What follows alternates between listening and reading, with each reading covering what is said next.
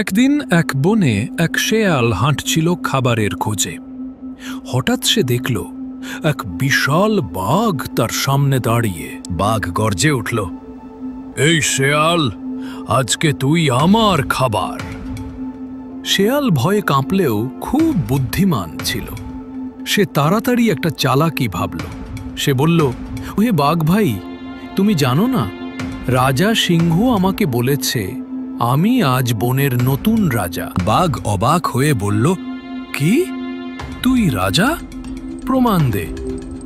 শেয়াল হেসে বলল, চলো পুরো বন ঘুরে দেখি সবাই আমাকে দেখে ভয় পাচ্ছে কিনা। বাঘ রাজি হল। তারা একসাথে হাঁটতে লাগল। বনের সব প্রাণী বাঘকে দেখে ভয় পেয়ে পালাতে লাগল। বাঘ ভাবল, আরে সবাই তো সত্যি শেয়ালকে দেখে ভয়ে পালাচ্ছে। বাঘ মাথা নিচু করে বলল, রাজামশাই, আমি আপনার চাকর। শেয়াল হেসে বলল, ঠিক আছে, এবার যাও, আমি এখন ঘুমাবো।